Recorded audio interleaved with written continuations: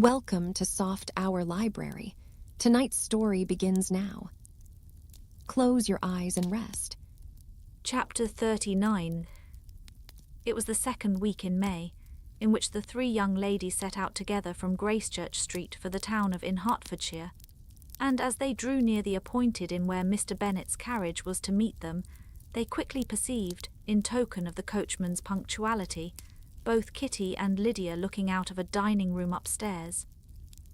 These two girls had been above an hour in the place, happily employed in visiting an opposite milliner, watching the sentinel on guard, and dressing a salad and cucumber. After welcoming their sisters, they triumphantly displayed a table set out with such cold meat as an inn larder usually affords, exclaiming, "Is not this nice? Is not this an agreeable surprise?" "And we mean to treat you all," added Lydia, "but you must lend us the money, for we have just spent hours at the shop out there." Then showing her purchases, "Look here, I have bought this bonnet. I do not think it is very pretty, but I thought I might as well buy it as not. I shall pull it to pieces as soon as I get home, and see if I can make it up any better."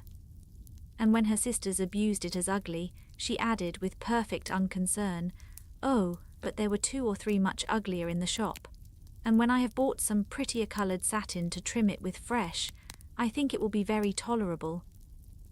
Besides, it will not much signify what one wears this summer, after the Shire have left Meryton, and they are going in a fortnight." "Are they indeed?" cried Elizabeth with the greatest satisfaction. "They are going to be encamped near Brighton, and I do so want Papa to take us all there for the summer. It would be such a delicious scheme, and I dare say would hardly cost anything at all. Mamma would like to go too, of all things. Only think what a miserable summer else we shall have." "Yes," thought Elizabeth, "that would be a delightful scheme indeed, and completely do for us at once. Good heaven, Brighton and a whole campful of soldiers to us, who have been overset already by one poor regiment of militia, and the monthly balls of Meryton." "Now I have got some news for you," said Lydia, as they sat down to table. "What do you think? It is excellent news, capital news, and about a certain person that we all like." Jane and Elizabeth looked at each other, and the waiter was told that he need not stay. Lydia laughed and said, "Aye, that is just like your formality and discretion. You thought the waiter must not hear, as if he cared. I dare say he often hears worse things said than I am going to say. But he is an ugly fellow. I am glad he is gone. I never saw such a long chin in my life. Well, but now for my news. It is about dear Wickham. Too good for the waiter, is not it? There is no danger of Wickham's marrying Mary Kingthere's for you. She is gone down to her uncle at Liverpool, gone to stay. Wickham is safe, and Mary King is safe," added Elizabeth, "safe from a connection imprudent as to fortune. She is a great fool for going away if she liked him. But I hope there is no strong attachment on either side," said Jane. "I am sure there is not on his. I will answer for it, he never cared 3 straws about her. Who could about such a nasty little freckled thing?" Elizabeth was shocked to think that, however incapable of such coarseness of expression herself, the coarseness of the sentiment was little other than her own breast had formerly harboured and fancied liberal. As soon as all had ate and the elder ones paid, the carriage was ordered, and after some contrivance the whole party, with all their boxes, work-bags and parcels, and the unwelcome addition of Kitty's and Lydia's purchases, were seated in it. "How nicely we are crammed in," cried Lydia. "I am glad I brought my bonnet, if it is only for the fun of having another bandbox. Well, now let us be quite comfortable and snug, and talk and laugh all the way home. And in the first place, let us hear what has happened to you all since you went away. Have you seen any pleasant men? Have you had any flirting? I was in great hopes that one of you would have got a husband before you came back. Jane will be quite an old maid soon, I declare. She is almost 23. Lord, how ashamed I should be of not being married before 23. My Aunt Phillips wants you so to get husbands you can't think. She says Lizzie had better have taken Mr. Collins, but I do not think there would have been any fun in it. Lord, how I should like to be married before any of you, and then I would chaperon you about to all the balls. Dear me, we had such a good piece of fun the other day at Colonel Forster's. Kitty and me were to spend the day there, and Mrs. Forster promised to have a little dance in the evening.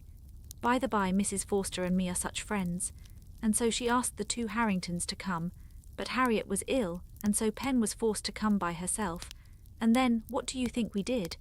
We dressed up Chamberlain in woman's clothes, on purpose to pass for a lady-only. Think what fun. Not a soul knew of it but Colonel and Mrs. Forster, and Kitty and me except my aunt, for we were forced to borrow one of her gowns, and you cannot imagine how well he looked. When Denny and Wickham and Pratt and 2 or 3 more of the men came in, they did not know him in the least. Lord, how I laughed, and so did Mrs. Forster. I thought I should have died. And that made the men suspect something, and then they soon found out what was the matter. With such kind of histories of their parties and good jokes did Lydia, assisted by Kitty's hints and additions, endeavour to amuse her companions all the way to Longbourn. Elizabeth listened as little as she could, but there was no escaping the frequent mention of Wickham's name. Their reception at home was most kind.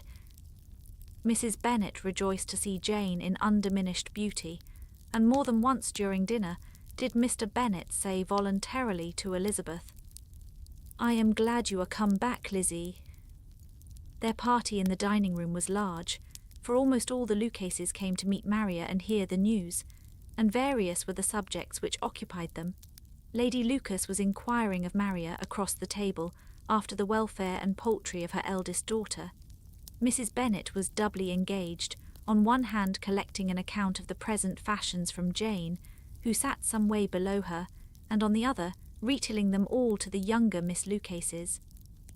And Lydia, in a voice rather louder than any other person's, was enumerating the various pleasures of the morning to anybody who would hear her. "Oh, Mary," said she, "I wish you had gone with us, for we had such fun. As we went along, Kitty and me drew up all the blinds and pretended there was nobody in the coach, and I should have gone so all the way if Kitty had not been sick. And when we got to the George, I do think we behaved very handsomely, for we treated the other 3 with the nicest cold luncheon in the world, and if you would have gone, we would have treated you too. And then when we came away, it was such fun, I thought we never should have got into the coach. I was ready to die of laughter. And then we were so merry all the way home. We talked and laughed so loud that anybody might have heard us 10 miles off." To this Mary very gravely replied, "Far be it from me, my dear sister, to depreciate such pleasures.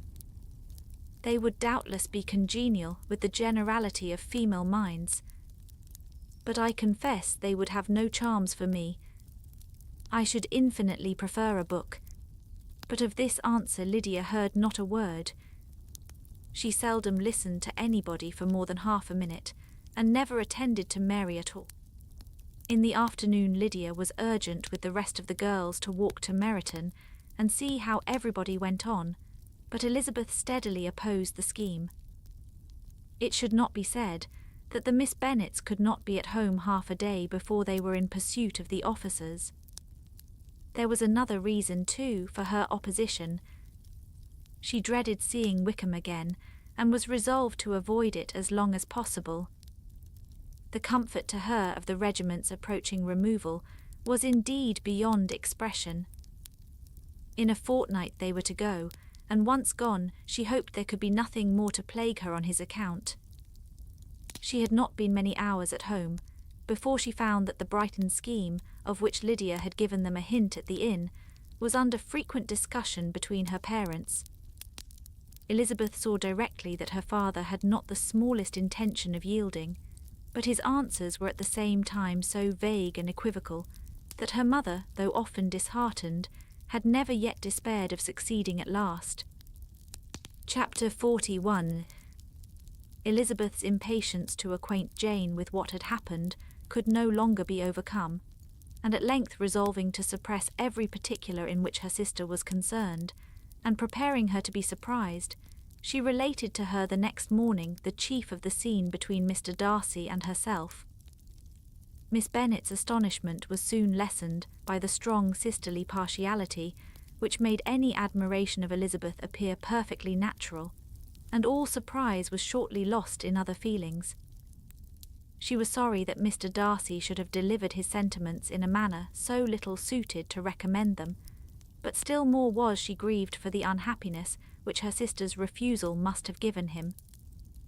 His being so sure of succeeding was wrong, said she, and certainly ought not to have appeared, but consider how much it must increase his disappointment. Indeed, replied Elizabeth, I am heartily sorry for him, but he has other feelings which will probably soon drive away his regard for me. You do not blame me, however, for refusing him. Blame you, oh no. But you blame me for having spoken so warmly of Wickham. No, I do not know that you were wrong in saying what you did. But you will know it when I have told you what happened the very next day. She then spoke of the letter, repeating the whole of its contents as far as they concerned George Wickham. What a stroke was this for poor Jane, who would willingly have gone through the world without believing that so much wickedness existed in the whole race of mankind as was here collected in one individual. Nor was Darcy's vindication, though grateful to her feelings, capable of consoling her for such discovery. Most earnestly did she labour to prove the probability of error, and seek to clear one without involving the other. This will not do, said Elizabeth. You never will be able to make both of them good for anything. Take your choice, but you must be satisfied with only one. There is but such a quantity of merit between them, just enough to make one good sort of man, and of late it has been shifting about pretty much. For my part, I am inclined to believe it all Mr. Darcy, but you shall do as you choose. It was some time, however, before a smile could be extorted from Jane. I do not know when I have been more shocked, said she. Wickham so very bad, it is almost past belief. And poor Mr. Darcy, dear Lizzie, only consider what he must have suffered. Such a disappointment, and with the knowledge of your ill opinion too, and having to relate such a thing of his sister, it is really too distressing. I am sure you must feel it so. Oh no, my regret and compassion are all done away by seeing you so full of both. I know you will do him such ample justice, that I am growing every moment more unconcerned and indifferent. Your profusion makes me saving, and if you lament over him much longer, my heart will be as light as a feather. Poor Wickham, there is such an expression of goodness in his countenance, such an openness and gentleness in his manner. There certainly was some great mismanagement in the education of those two young men. One has got all the goodness, and the other all the appearance of it. I never thought Mr. Darcy so deficient in the appearance of it as you used to do. And yet I meant to be uncommonly clever in taking so decided a dislike to him, without any reason. It is such a spur to one's genius, such an opening for wit, to have a dislike of that kind. One may be continually abusive without saying anything just, but one cannot be always laughing at a man without now, and then stumbling on something witty. Lizzie, when you first read that letter, I am sure you could not treat the matter as you do now. Indeed, I could not. I was uncomfortable enough. I was very uncomfortable, I may say unhappy. And with no one to speak to of what I felt, no Jane to comfort me, and say that I had not been so very weak and vain and nonsensical as I knew I had. Oh, how I wanted you! How unfortunate that you should have used such very strong expressions in speaking of Wickham to Mr. Darcy, for now they do appear wholly undeserved. Certainly. But the misfortune of speaking with bitterness is a most natural consequence of the prejudices I had been encouraging. There is one point on which I want your advice. I want to be told whether I ought or ought not to make our acquaintance in general understand Wickham's character. Miss Bennet paused a little, and then replied, Surely there can be no occasion for exposing him so dreadfully. What is your own opinion? That it ought not to be attempted. Mr. Darcy has not authorized me to make his communication public. On the contrary, every particular relative to his sister was meant to be kept as much as possible to myself, and if I endeavour to undeceive people as to the rest of his conduct, who will believe me? The general prejudice against Mr. Darcy is so violent that it would be the death of half the good people in Meryton to attempt to place him in an amiable light. I am not equal to it. Wickham will soon be gone, and therefore it will not signify to anybody here what he really is. Some time hence it will be all found out, and then we may laugh at their stupidity in not knowing it before. At present I will say nothing about it. You are quite right. To have his errors made public might ruin him forever. He is now perhaps sorry for what he has done, and anxious to re-establish a character. We must not make him desperate.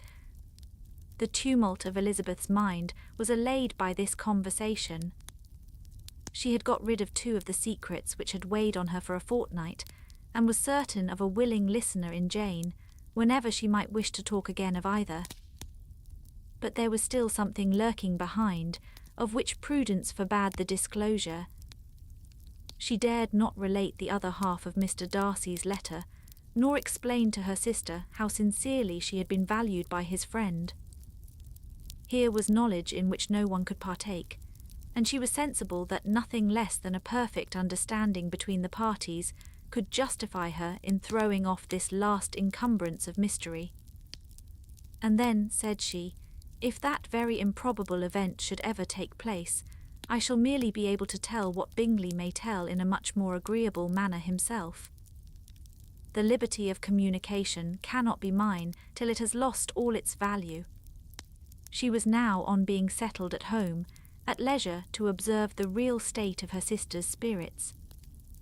Jane was not happy. She still cherished a very tender affection for Bingley. Having never even fancied herself in love before, her regard had all the warmth of first attachment, and from her age and disposition, greater steadiness than first attachments often boast, and so fervently did she value his remembrance, and prefer him to every other man, that all her good sense and all her attention to the feelings of her friends were requisite to check the indulgence of those regrets which must have been injurious to her own health and their tranquillity. Well, Lizzie, said Mrs. Bennet one day, what is your opinion now of this sad business of Jane S.?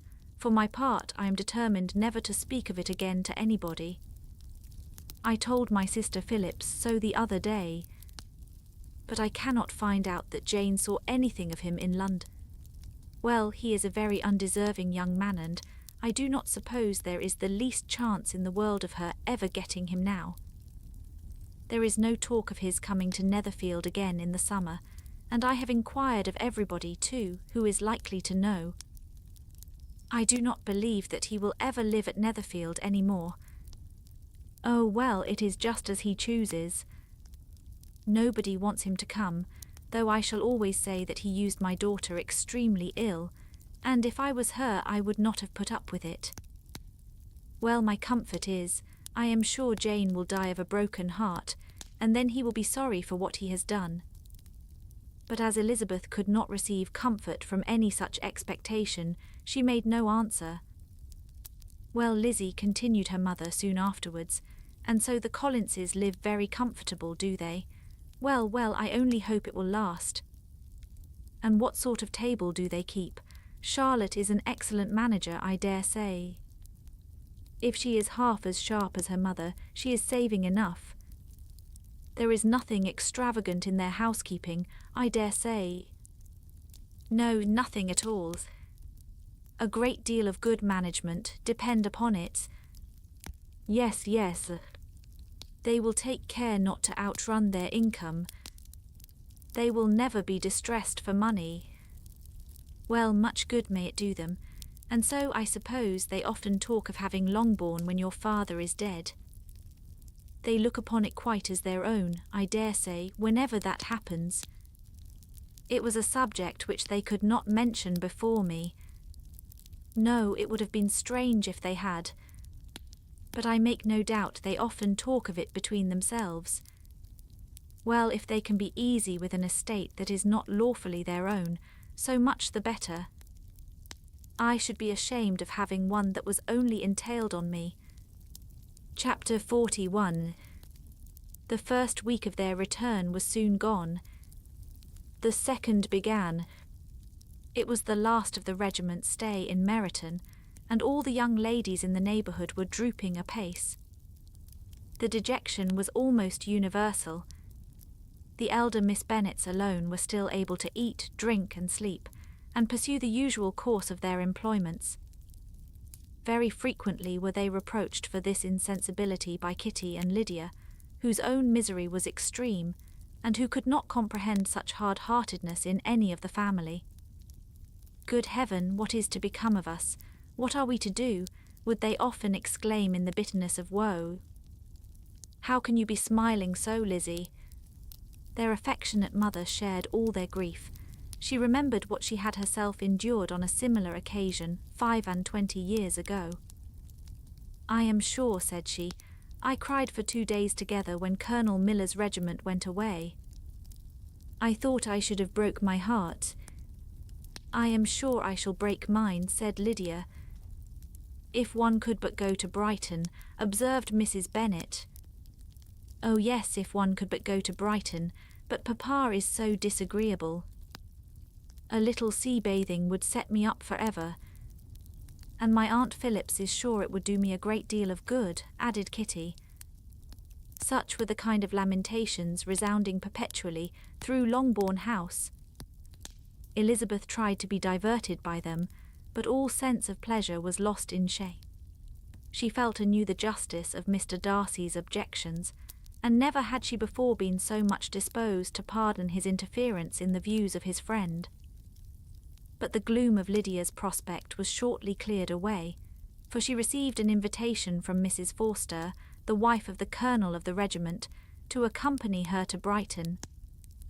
This invaluable friend was a very young woman, and very lately married. A resemblance in good humour and good spirits had recommended her and Lydia to each other, and out of their 3 months' acquaintance they had been intimate too. The rapture of Lydia on this occasion, her adoration of Mrs. Forster, the delight of Mrs. Bennet, and the mortification of Kitty, are scarcely to be described. Wholly inattentive to her sister's feelings, Lydia flew about the house in restless ecstasy, calling for everyone's congratulations, and laughing and talking with more violence than ever, whilst the luckless Kitty continued in the parlour repining at her fate in terms as unreasonable as her accent was peevish. "I cannot see why Mrs. Forster should not ask me as well as Lydia," said she, "though I am not her particular friend. I have just as much right to be asked as she has, and more too, for I am 2 years older." In vain did Elizabeth attempt to make her reasonable, and Jane to make her resigned. As for Elizabeth herself, this invitation was so far from exciting in her the same feelings as in her mother and Lydia, that she considered it as the death warrant of all possibility of common sense for the latter, and detestable as such a step must make her, were it known, she could not help secretly advising her father not to let her go. She represented to him all the improprieties of Lydia's general behaviour, the little advantage she could derive from the friendship of such a woman as Mrs. Forster, and the probability of her being yet more imprudent with such a companion at Brighton, where the temptations must be greater than at home. He heard her attentively, and then said, "Lydia will never be easy till she has exposed herself in some public place or other, and we can never expect her to do it with so little expense or inconvenience to her family as under the present circumstances." "If you were aware," said Elizabeth, "of the very great disadvantage to us all which must arise from the public notice of Lydia's unguarded and imprudent manner, nay, which has already arisen from it, I am sure you would judge differently in the affair." "Already arisen," repeated Mr. Bennet. What, has she frightened away some of your lovers? Poor little Lizzie, but do not be cast down. Such squeamish youths as cannot bear to be connected with a little absurdity are not worth a regret. Come, let me see the list of the pitiful fellows who have been kept aloof by Lydia's folly. Indeed, you are mistaken.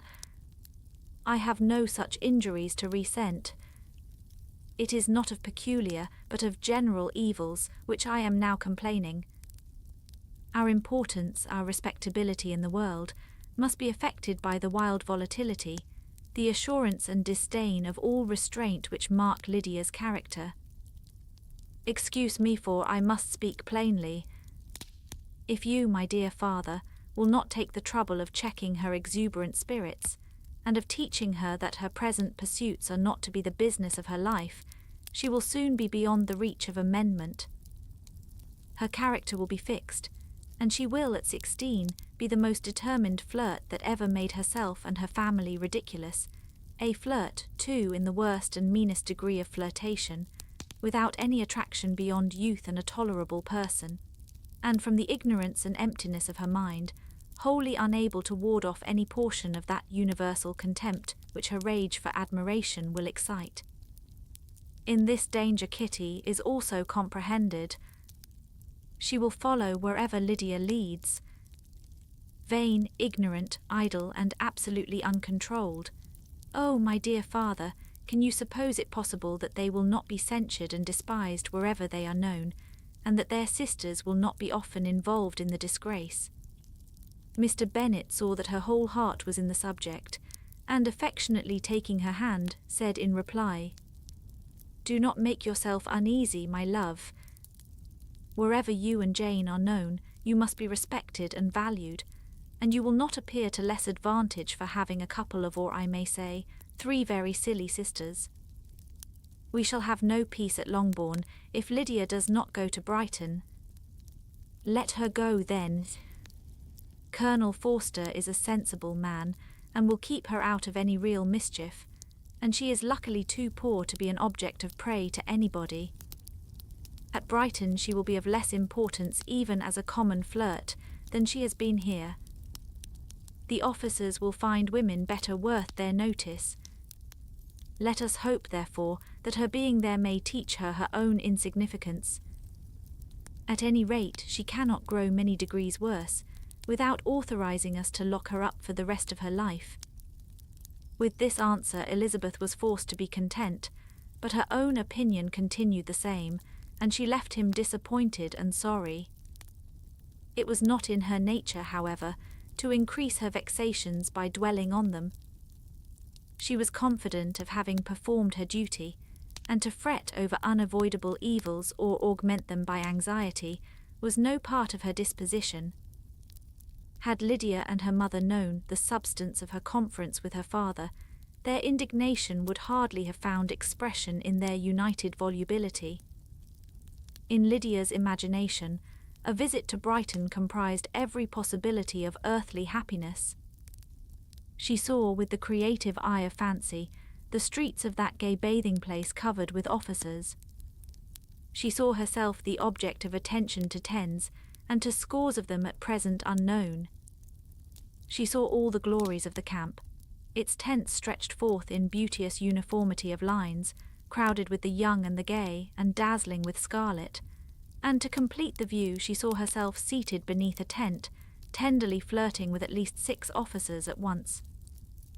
Had she known that her sister sought to tear her from such prospects and such realities as these, what would have been her sensations? They could have been understood only by her mother, who might have felt nearly the same. Lydia's going to Brighton was all that consoled her for the melancholy conviction of her husband's never intending to go there himself. But they were entirely ignorant of what had passed, and their raptures continued with little intermission to the very day of Lydia's leaving home. Elizabeth was now to see Mr. Wickham for the last time. Having been frequently in company with him since her return, agitation was pretty well over, the agitations of former partiality entirely so. She had even learnt to detect, in the very gentleness which had first delighted her, an affectation and a sameness to disgust and weary. In his present behaviour to herself, moreover, she had a fresh source of displeasure, for the inclination he soon testified of renewing those attentions which had marked the early part of their acquaintance could only serve, after what had since passed, to provoke her. She lost all concern for him in finding herself thus selected as the object of such idle and frivolous gallantry, and while she steadily repressed it, could not but feel the reproof contained in his believing that however long and for whatever cause his attentions had been withdrawn, her vanity would be gratified, and her preference secured at any time by their renewal. On the very last day of the regiment's remaining in Meryton, he dined with others of the officers at Longbourn, and so little was Elizabeth disposed to part from him in good humour, that on his making some inquiry as to the manner in which her time had passed at Hunsford, she mentioned Colonel Fitzwilliam's and Mr. Darcy's having both spent 3 weeks at Rosings, and asked him if he were acquainted with the former. He looked surprised, displeased, alarmed, but with a moment's recollection and a returning smile, replied that he had formerly seen him often, and after observing that he was a very gentlemanlike man, asked her how she had liked him. Her answer was warmly in his favour. With an air of indifference, he soon afterwards added, "How long did you say that he was at Rosings?" "Nearly 3 weeks." "And you saw him frequently?" "Yes, almost every day." "His manners are very different from his cousin, S." "Yes, very different, but I think Mr. Darcy improves on acquaintance." "Indeed," cried Wickham with a look which did not escape her. "And pray may I ask," but checking himself, he added in a gayer tone, "is it in address that he improves? Has he deigned to add aught of civility to his ordinary style? For I dare not hope," he continued in a lower and more serious tone, "that he is improved in essentials." "Oh no," said Elizabeth. "In essentials, I believe, he is very much what he ever was." While she spoke, Wickham looked as if scarcely knowing whether to rejoice over her words or to distrust their meaning. There was a something in her countenance which made him listen with an apprehensive and anxious attention, while she added, "When I said that he improved on acquaintance, I did not mean that either his mind or manners were in a state of improvement, but that from knowing him better, his disposition was better understood." Wickham's alarm now appeared in a heightened complexion and agitated look. For a few minutes he was silent, till, shaking off his embarrassment, he turned to her again, and said in the gentlest of accents, "You, who so well know my feelings towards Mr. Darcy, will readily comprehend how sincerely I must rejoice that he is wise enough to assume even the appearance of what is right. His pride in that direction may be of service, if not to himself, to many others, for it must deter him from such foul misconduct as I have suffered by. I only fear that the sort of cautiousness to which you, I imagine, have been alluding, is merely adopted on his visits to his aunt, of whose good opinion and judgment he stands much in awe. His fear of her has always operated, I know, when they were together, and a good deal is to be imputed to his wish of forwarding the match with Miss de Bourgh, which I am certain he has very much at heart." Elizabeth could not repress a smile at this, but she answered only by a slight inclination of the head. She saw that he wanted to engage her on the old subject of his grievances, and she was in no humour to indulge him.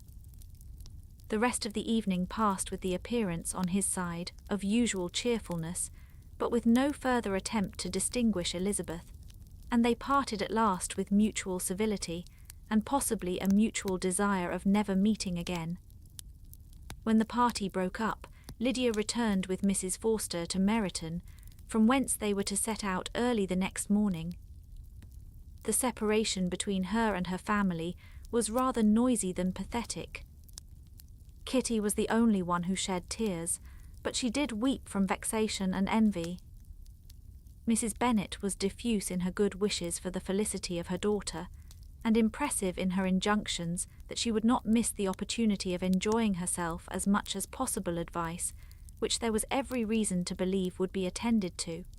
and in the clamorous happiness of Lydia herself in bidding farewell, the more gentle adieus of her sisters were uttered without being heard. Chapter 42. Had Elizabeth's opinion been all drawn from her own family, she could not have formed a very pleasing picture of conjugal felicity or domestic comfort. Her father, captivated by youth and beauty, and that appearance of good humour which youth and beauty generally give, had married a woman whose weak understanding and illiberal mind had very early in their marriage put an end to all real affection for her. Respect, esteem, and confidence had vanished forever, and all his views of domestic happiness were overthrown. But Mr. Bennet was not of a disposition to seek comfort for the disappointment which his own imprudence had brought on in any of those pleasures which too often console the unfortunate for their folly or their vice. He was fond of the country and of books, and from these tastes had arisen his principal enjoyments. To his wife he was very little otherwise indebted than as her ignorance and folly had contributed to his amusement. This is not the sort of happiness which a man would in general wish to owe to his wife, but where other powers of entertainment are wanting, the true philosopher will derive benefit from such as are given. Elizabeth, however, had never been blind to the impropriety of her father's behaviour as a husband. She had always seen it with pain, but respecting his abilities and grateful for his affectionate treatment of herself, she endeavoured to forget what she could not overlook, and to banish from her thoughts that continual breach of conjugal obligation and decorum, which in exposing his wife to the contempt of her own children was so highly reprehensible. But she had never felt so strongly as now the disadvantages which must attend the children of so unsuitable a marriage, nor ever been so fully aware of the evils arising from so ill-judged a direction of talents, which, rightly used, might at least have preserved the respectability of his daughters, even if incapable of enlarging the mind of his wife. When Elizabeth had rejoiced over Wickham's departure, she found little other cause for satisfaction in the loss of the regiment. Their parties abroad were less varied than before, and at home she had a mother and sister, whose constant repinings at the dullness of everything around them threw a real gloom over their domestic circle. And though Kitty might in time regain her natural degree of sense, since the disturbers of her brain were removed, her other sister, from whose disposition greater evil might be apprehended, was likely to be hardened in all her folly and assurance by a situation of such double danger as a watering place and a camp. Upon the whole, therefore, she found, what has been sometimes found before, that an event to which she had looked forward with impatient desire did not, in taking place, bring all the satisfaction she had promised herself. It was consequently necessary to name some other period for the commencement of actual felicity, to have some other point on which her wishes and hopes might be fixed, and by again enjoying the pleasure of anticipation, console herself for the present, and prepare for another disappointment. Her tour to the lakes was now the object of her happiest thoughts. It was her best consolation for all the uncomfortable hours which the discontentedness of her mother and Kitty made inevitable, and could she have included Jane in the scheme, every part of it would have been perfect. But it is fortunate, thought she, that I have something to wish for. Were the whole arrangement complete, my disappointment would be certain. But here, by carrying with me one ceaseless source of regret in my sister's absence, I may reasonably hope to have all my expectations of pleasure realized. A scheme of which every part promises delight can never be successful, and general disappointment is only warded off by the defence of some little peculiar vexation. When Lydia went away, she promised to write very often and very minutely to her mother and Kitty, but her letters were always long expected, and always very short.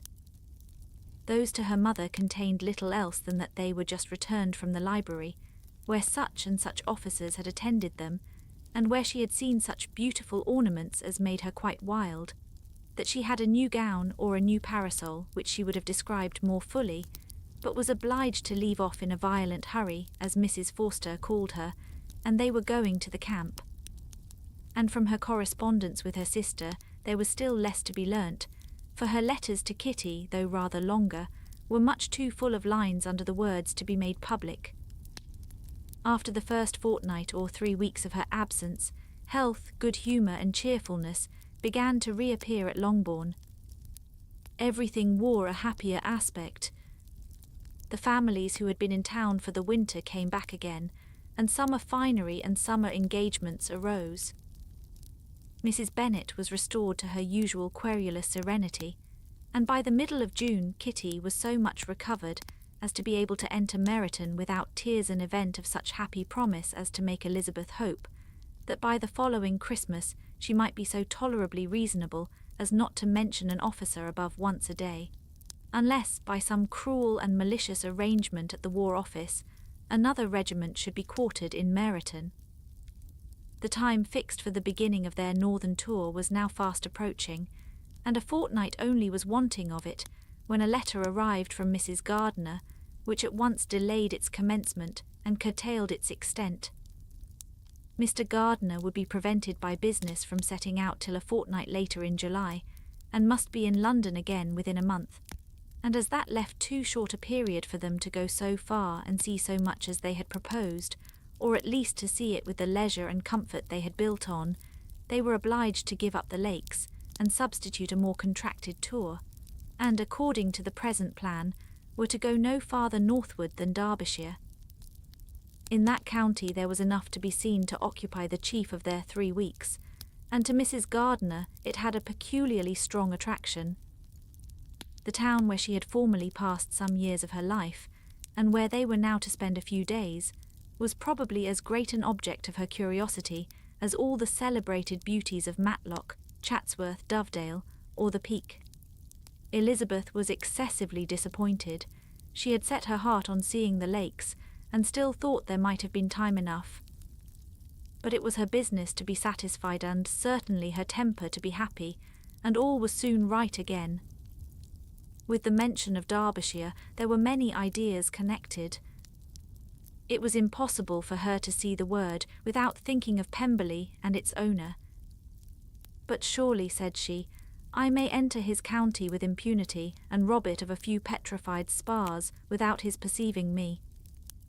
The period of expectation was now doubled. 4 weeks were to pass away before her uncle and aunt's arrival. But they did pass away, and Mr. and Mrs. Gardiner with their 4 children did at length appear at Longbourn.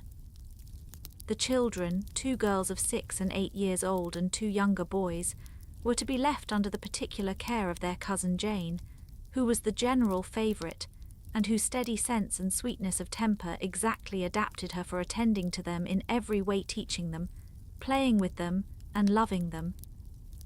The Gardiners stayed only 1 night at Longbourn, and set off the next morning with Elizabeth in pursuit of novelty and amusement.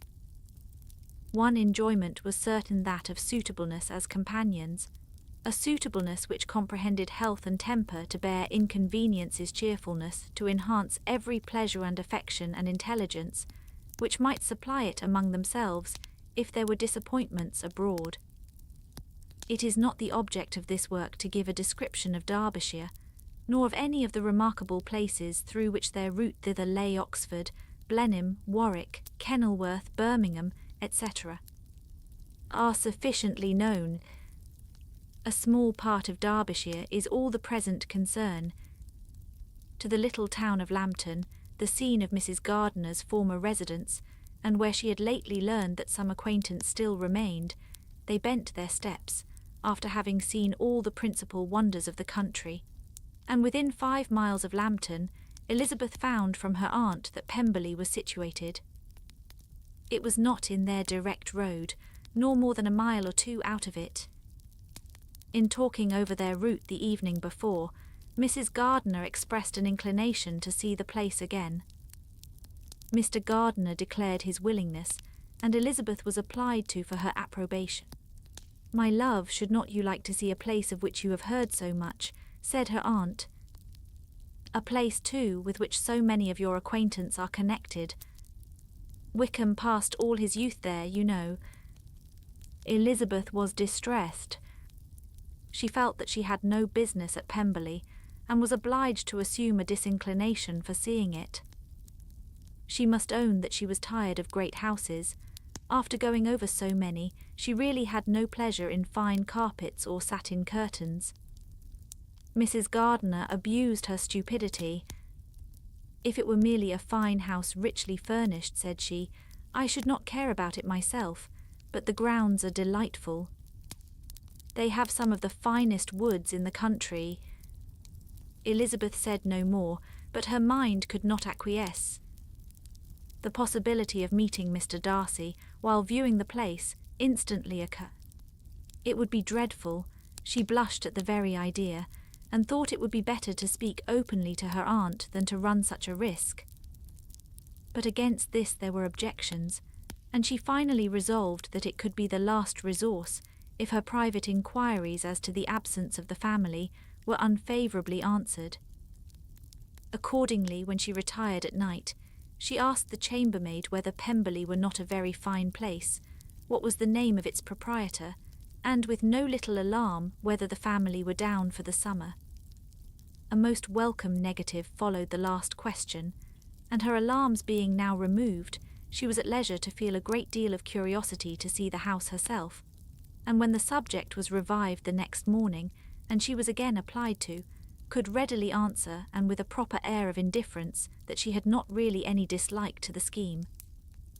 To Pemberley, therefore, they were to go,